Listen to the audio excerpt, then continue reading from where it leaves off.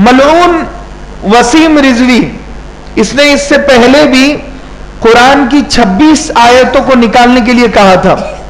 ये जिहाद की आयतें, इसे निकाल देना चाहिए, हिस्सा कुरान का नहीं होना चाहिए।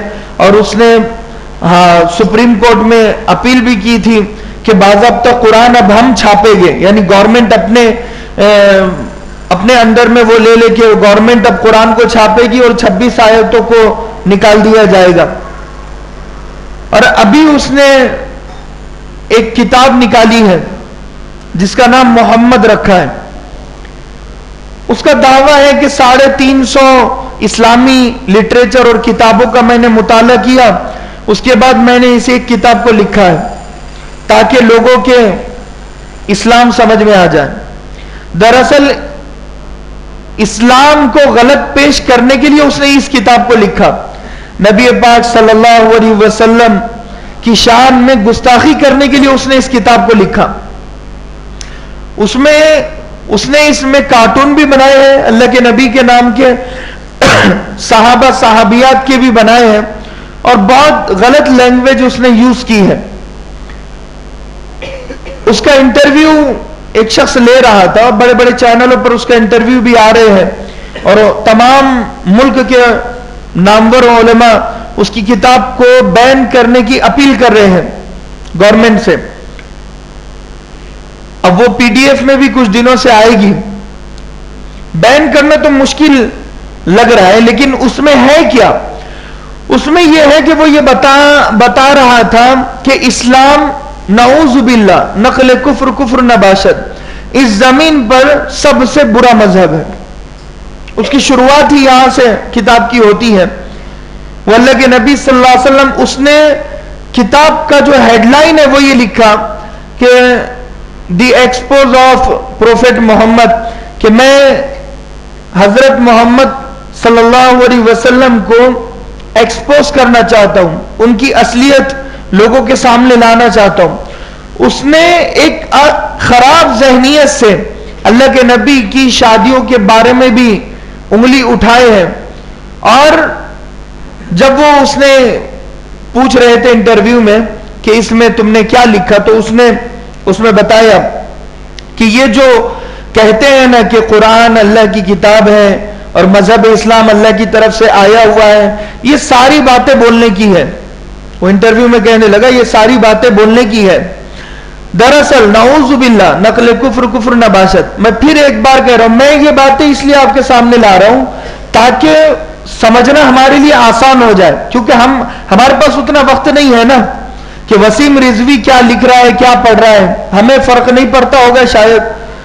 उसने लिखा कि मोहम्मद ये मानसिक बीमारियों से जूझ रहा था, कि एक ऐसा शख्स कि जो बहुत ज्यादा बीमार था दिमागी लेवल के एतबार से। उस जमाने में कुफार और मुशरिकीन अल्लाह के नबी की शान में गुस्ताखी करते हुए ये कहते थे कि ये पागल है, दीवाने हैं। तो उसने यही बात अल्लाह के नबी सल्लल्लाहु अलैहि वसल्लम के बारे में उसमें लिखी भी है, और उसने इंटरव्यू में कही भी है कि ये मानसिक संतुलन हिला हुआ था इसीलिए। और ये कुरान कोई अल्लाह की किताब नहीं है, अल्लाह अलग है, मोहम्मद अलग है, ये उनकी उतारी हुई किताब नहीं है, बल्कि ये एक गढ़ी हुई किताब है, अपनी तरफ से लिखी हुई किताब है। और इसमें कई लोगों ने मिलकर इस किताब को आगे पीछे लिखा है।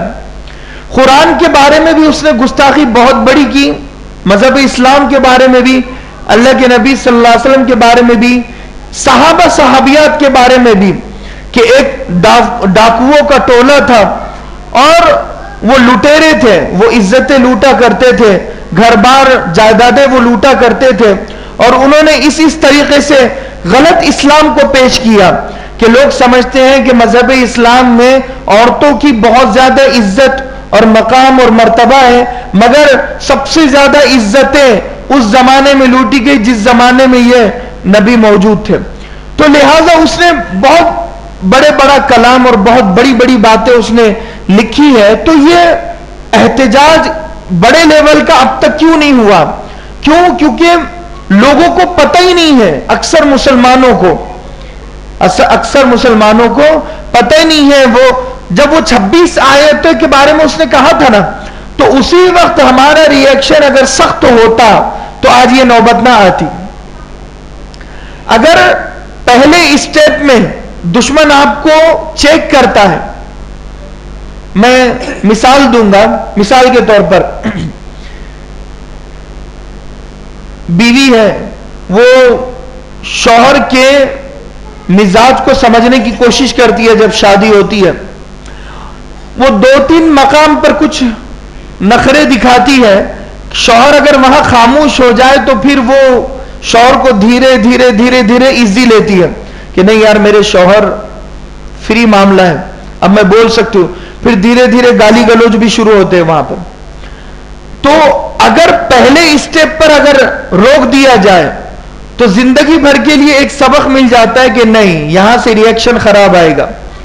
अब वो औकात में रहकर और अपने हुदूद में रहकर शौहर की इज्जत का ख्याल करते हुए उसके साथ रहेगी, इसलिए कि शौहर ने रिएक्शन दे दिया और बता दिया कि मुझे ये चीज तुम्हारी खराब लगी।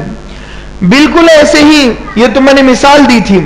अगर हम उलमा की गिरफ्तारियों पर शुरू से अगर बोलते, दुश्मन ने हमें टेम्परेचर चेक किया था कि मुसलमानों का टेम्परेचर अभी किस हद तक है, 1%, 2%, 3%। हमने उस वक्त हम सोए हुए थे, खोए हुए थे। उसने टेम्परेचर चेक किया, उसने अंदाजा लगाया कि इनकी दुम को अगर जलाया जाए तो फिर भी ये उठते नहीं है।